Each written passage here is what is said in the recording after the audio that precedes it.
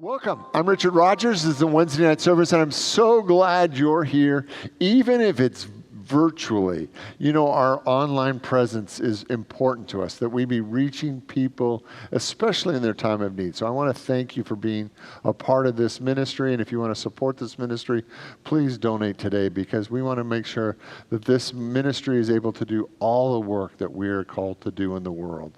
So we don't really have a lot of announcements for you other than the campus is closed today, and we are doing this virtually, so there's nobody in the room. It's just Sue, Craig, Zach in the back, and myself, and we're here. So are you ready for a great experience? I want you to open your mind, your heart right now to have a great experience with the presence of God. So we're going to move into this time of meditation, that we really open our minds and our hearts in this uncertain time, that we know that God is our constant presence.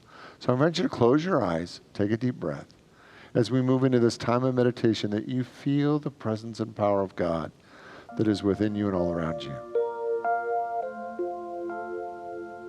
That you truly feel the presence of God. That sometimes our mind begins to tell a story that we're all alone. And yet the truth is that God is always there. That whatever is going on in your life today, God is right there. That God is with me. And I want you to say those silent words silently with me. God is with me. God is with me. Right here, right now. That whatever is going on, whatever the situation may be, whatever the need is, God is with me.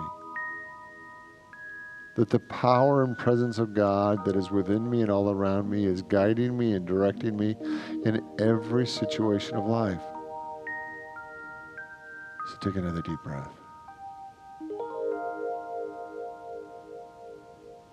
And feel the presence of God. Right where you are. Right here, right now, God is right there. And sometimes it kind of even surprises us. God is with me. And all those times when I felt alone and disappointed and frustrated, even angry, God was right there. And how much would every moment have changed if I could have felt the presence of God right there? So today, what would happen if you let go of your sense of separation?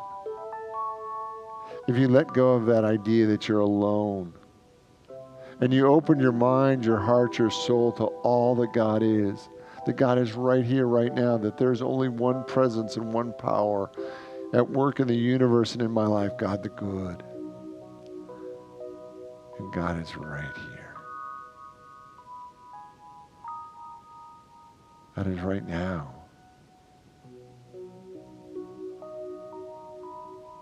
That whatever the need, whatever the situation, thank you, God, for being right here, right now, and providing everything that I need. Thank you for all the times when I get out of my self-defeating thinking or my scared ideas or beliefs, and I move into a greater experience of what could be. Thank you, God. Thank you, God, that I'm living a bigger, greater life than I've ever lived before. Thank you, God, that even in this time, I can go deeper into my connection. That if I'm spending more time alone, that I can actually use it as spiritual practice to go deeper and deeper into my connection. Thank you, God,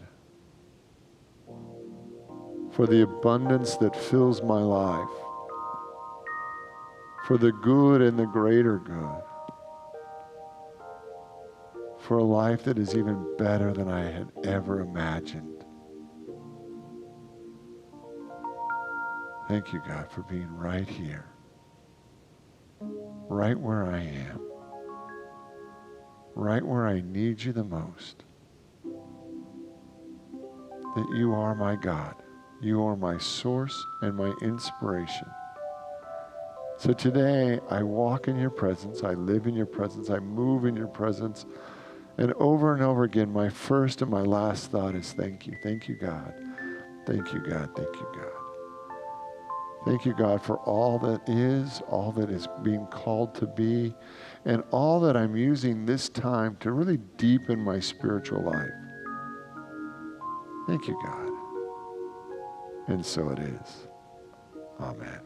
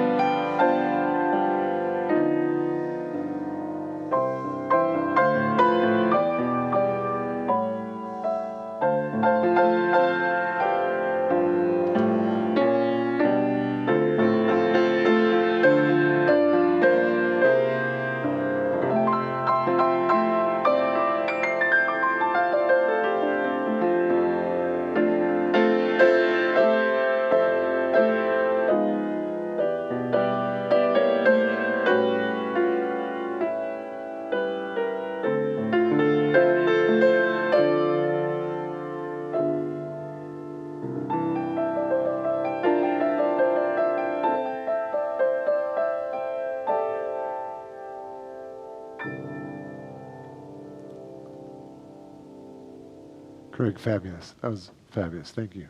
Thank you so much. So my question for you today is, how do you live in uncertain times? You know, there's a part of us that wants to control everything. Do you ever have that feeling in your life where you just want to control everything, and you want to control what's happening, you want to control how other people behave, you want to control what happens at work, you want to control how the holidays go, how your family goes? There's a part of us, out of a place, I think, of deep insecurity, that wants to control everything, everyone, every moment.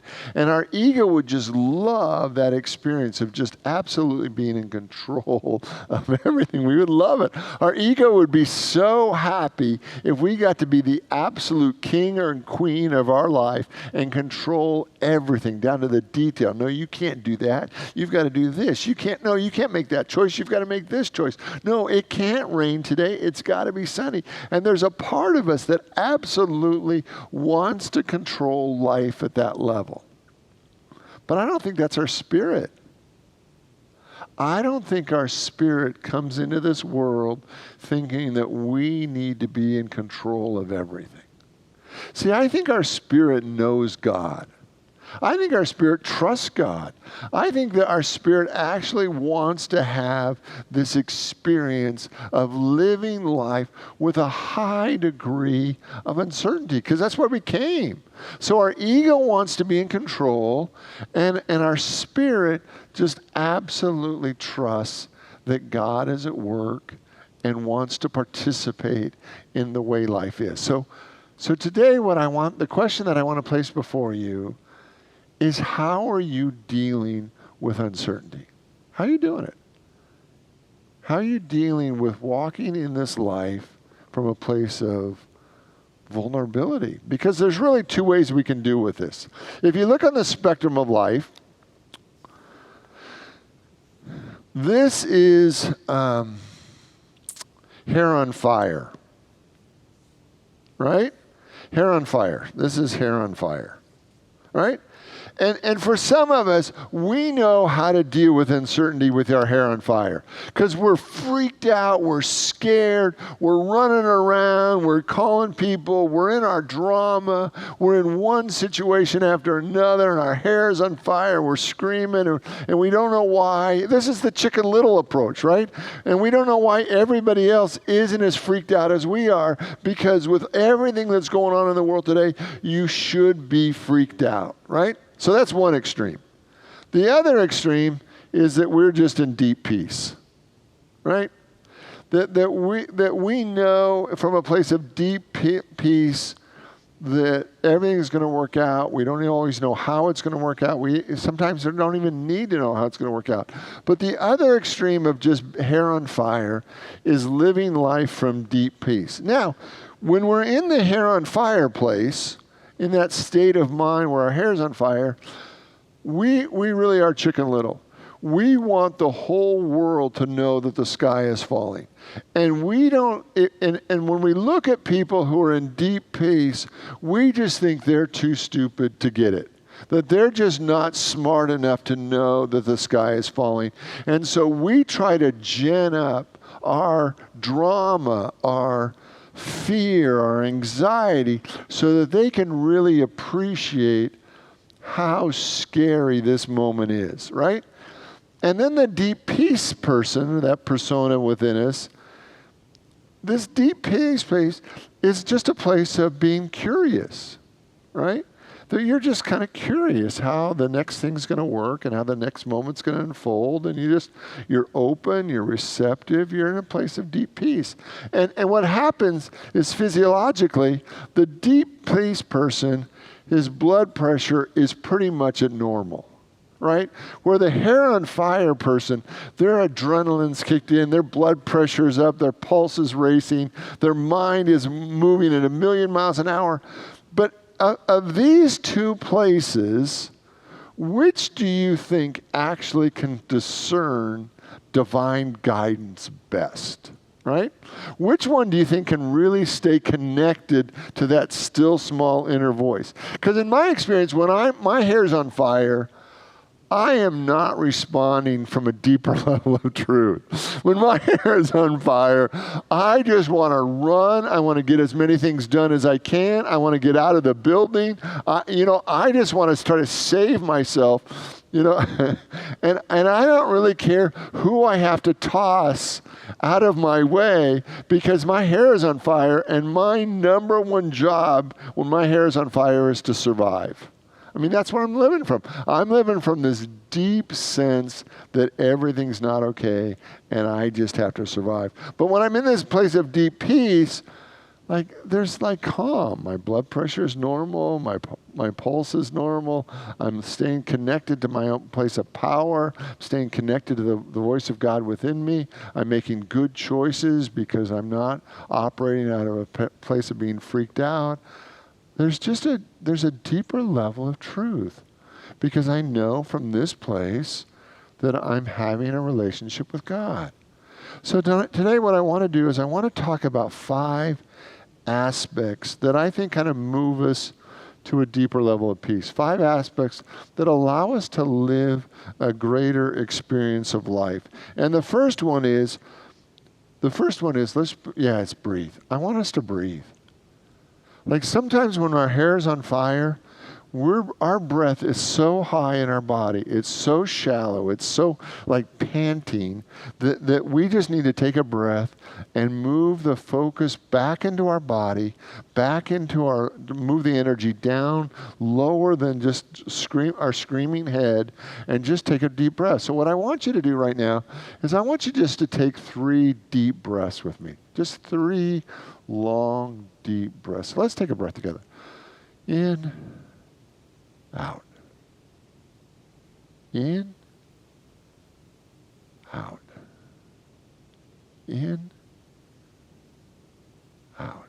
And just feel that the moment we begin to pay attention to our breath, everything in our life becomes calmer and easier.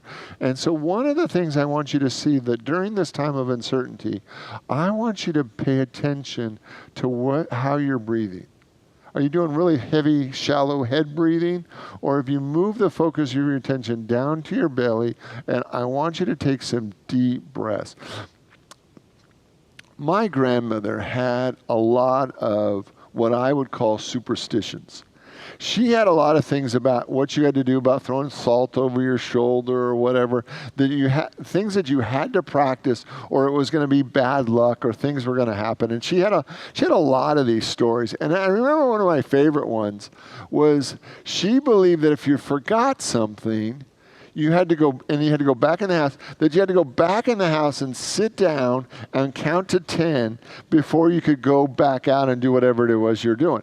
And I remember a time when my grandparents, my grandfather had forgotten something. They were in the car. They started to drive away. They came back, and he was upset. He was angry that they had forgotten it. So he kind of stormed into the house. And my grandfather was only about 5'6". So my grandfather was about 5'6", my dad was about 5'10", and I got to be 6'4". So every generation we moved up about 6 inches. So my grandfather was a little spitball, right? So he comes marching in the house. He's angry. He forgot it. He grabs it. He goes back on the car, gets in the car, and even though none of us heard this conversation, all of us know exactly how this conversation went.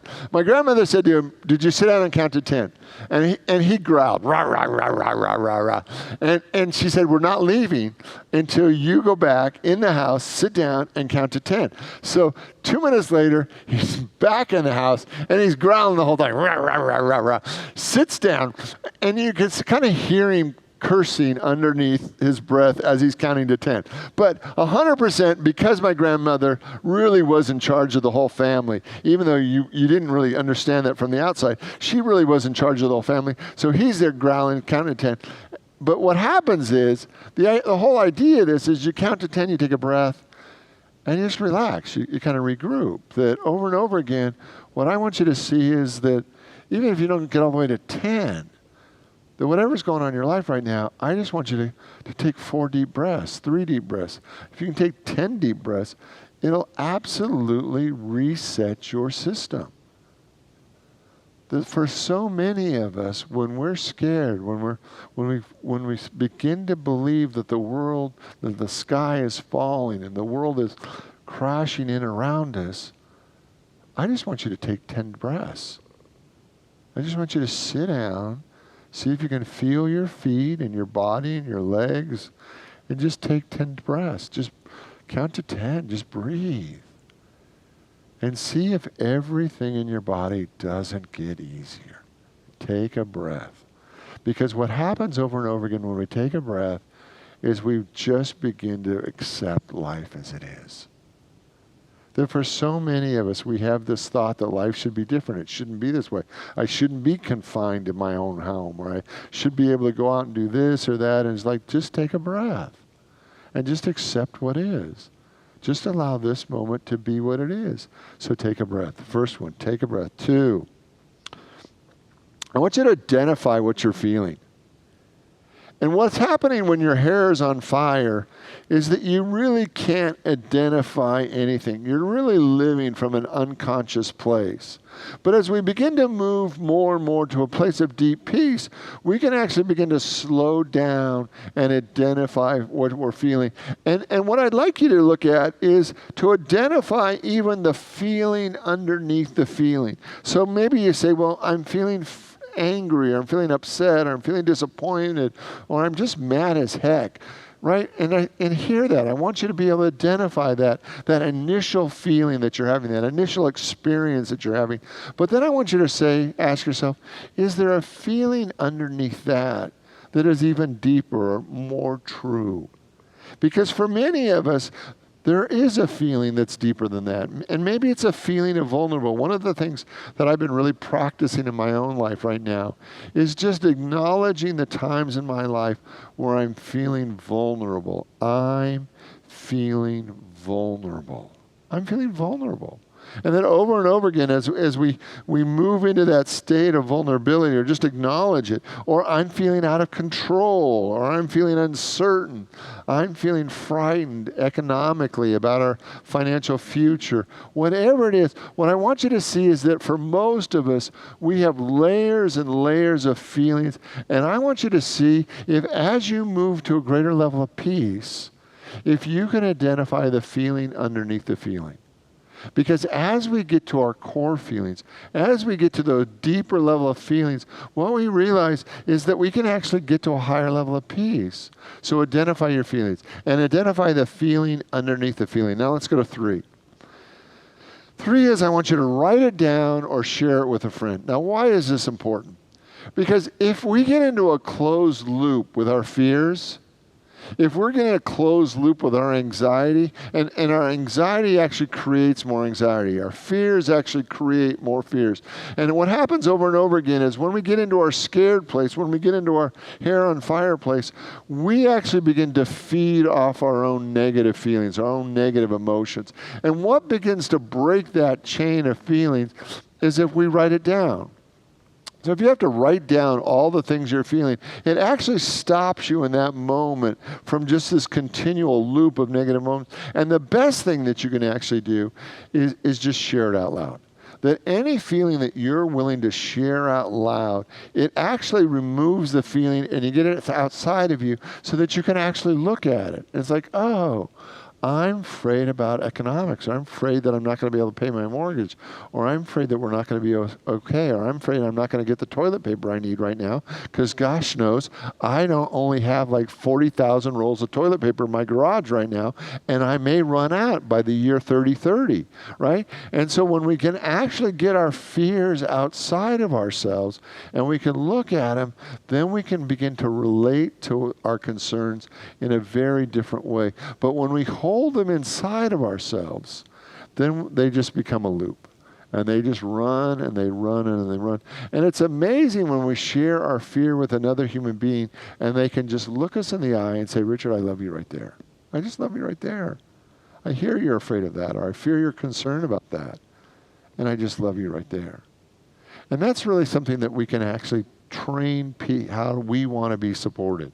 We can actually teach people how to support us in the greatest way. So when we're sharing our concerns, when we're sharing our feelings, we don't need them to fix us. We just need them to look us in the eye and say, Richard, I love you right there. So I hear you're afraid right now, or I hear you're concerned about this, and I love you right there. I hear you're not sure how this is going to work out, and I love you right there. So the idea of writing them down or sharing them with a friend actually gets those feelings out of us, and we can actually move them into a new experience, which takes us to 4. 4 is that I get to choose a new experience. So if I'm running around with my hair on fire, what I want you to see is you begin to identify what you're feeling. If you've gone through the steps, then you say, so if I wasn't having my hair on fire experience, what new experience would I rather have? How would I rather be in this experience? And then we can just decide how you'd rather do it. Well, what if I moved into trust? Or what if I was open to the possibilities of this? Or what if I moved into acceptance? Or what if I chose to believe? Or what if I wanted to be more connected or more loved? And over again, what I want you to see is that when your hair is on fire, you are not at conscious choice point. There is no choice happening there. You are just unconsciously reacting to the fears that have driven you probably your whole life. But the moment you begin to go through these experiences that I'm teaching, you can actually choose to have a very different experience. So what if I actually chose peace? I want to show a picture. This picture is on the wall in my office. And it's a picture of a little girl petting a giant rhinoceros. And the caption in the picture in my office says, trust is not being afraid even when you're vulnerable. Trust is not being afraid even when you're vulnerable. And I want you to see that. Because for right now, there are things that are going on in our life right now that feel like they're the rhinoceros in our life. They feel so big, so scary, so overwhelming, and that sometimes in those situations, we feel so small. And what I want you to see is that the moment when you can actually decide and make peace with your own vulnerability, the moment everything in life gets easier. Because there are things that are out of your control. There are times in our life that we're vulnerable, where we don't have control over the situation, where maybe we're being laid off, or maybe our office is closing, or maybe the situation at work or with our health or our family. There are times in our life where we are completely vulnerable, where we feel that like that little girl standing in front of a very large rhinoceros. And what I want you to see is it's okay to be vulnerable. It's okay. Because what we can't see in that picture and what we don't always feel in our life is that God's got us. And that takes us to the fifth step in this process. Feeling a deep connection with God. See, I actually believe that this time that we're in right now is really that we can use this for our spiritual good. That we can use it to go deeper than we ever have before. That we can use this time where we're supposed to be kind of alone to, instead of just watching hours and hours of Netflix, nothing wrong with Netflix, but instead of just doing all the things we're trying to do to distract ourselves from the situation, we can actually use it as a spiritual process. We can actually go deeper. We can actually deepen our prayer life, deepen our connection, deepen our time of meditation, so that we actually feel the presence of God right here, right now. So what if during this time you actually doubled or tripled the amount of time that you spent in meditation? What if you really began each day by really feeling more and more connected? Because what I know to be true is that the more I feel connected to God, the more I automatically move into deep peace. The more I feel separate from God, the more I feel like my hair's on fire. So it really provides us this opportunity to say, so with all that's going on in the world, how much time in prayer and meditation do you need right now? I think in times of change, in times of uncertainty, we actually need to up our time of prayer and meditation. And that's your homework for this week. This week, I want you to double the amount of time you spend in prayer and meditation. You know, a couple nights ago, I woke up and I was in a lather. I was upset. I had a bad dream. I kind of freaked myself out. I was definitely my hair on fire. And it was about 2:30 in the morning. I got out of bed, went in the other room. And I just gave myself about 45 minutes of just meditation, of deep feeling the connection of God. Because I had gone into my ego, I'd gone into the story, I'd gone into the drama, I'd gone into the worst case scenario, and I went through this process until I could feel the infinite presence of God right where I am, right within me.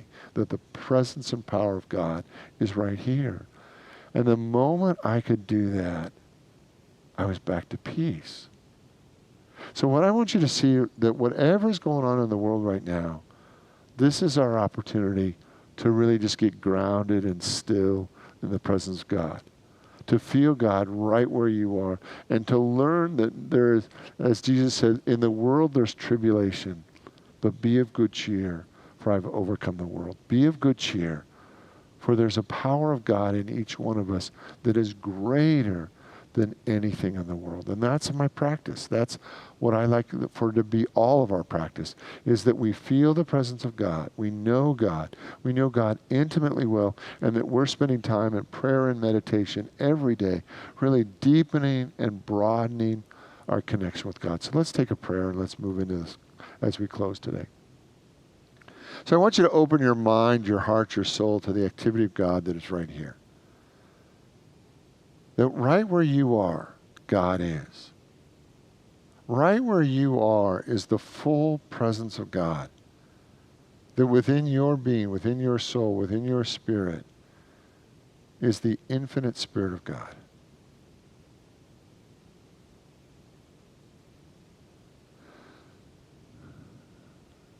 Take another deep breath. You're not alone. God is right there. And as you breathe into that, you know that you're safe, you know that you're secure, in the infinite presence of God. We just notice when we think our hair's on fire, we just can smile at that part of us that gets so frightened, gets so scared, that gets so wigged out by life. And we come back to the deeper truth that I'm created in the image and likeness of God, that I'm whole and complete, lacking in nothing. And so it is. Amen. God bless you all. Thank you for being a part of this Wednesday night service. Thank you for your continued support of Unity of Phoenix Spiritual Center, because your support, especially right now, makes all the difference in the world. God bless you, friend, and I look forward to being with you next week.